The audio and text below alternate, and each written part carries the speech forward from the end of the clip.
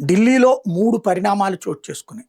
ఒకటి సోనం వాంగ్‌చుక్ దగ్గరకి అంటే నిన్న రాత్రి సోనం వాంగ్‌చుక్‌ని దీక్ష విరమించమని చెప్పేసి నరేంద్ర మోడీ కోరడం, ఆ వెంటనే వెళ్లి నడ్డా ఎళ్లి నిమ్మరసం ఇవ్వడం, ఆయన తీసుకోవడం, పరిహారం ఇస్తామని ఎవరైతే చనిపోయినటువంటి నీటి బాధిత కుటుంబాలకు పరిహారం ఇస్తామన్నటువంటిది మాకు హామీ ఇచ్చారు అన్నటువంటిది ఆయన చెప్పుకొస్తున్నారు సోనం వాంగ్‌చుక్. ఇది ఒక ఆస్పెక్ట్. రెండవది వచ్చేటప్పటికి తాజాగా జరుగుతున్నటువంటి పరిణామాలని ఏది కాక్రోచ్ జనతా పార్టీ నిన్నటిదాకా మేము చర్చలకు రాము, వాళ్లే మా దగ్గరికి రావాలన్నటువంటిది ఇవాళ చర్చలకి రెడీ అంది. అది రెండవది. అయితే ధర్మేంద్ర ప్రధాన్ రాజీనామా అన్నటువంటి డిమాండ్తో పాటు ఎన్టీఆర్ రద్దు అంటే ఆ ఇష్యూస్ ఇవన్నీ కూడా చర్చల్లోనే సాగుతాయి అన్నటువంటి పాయింట్ రెండవది తీసుకుని వచ్చింది.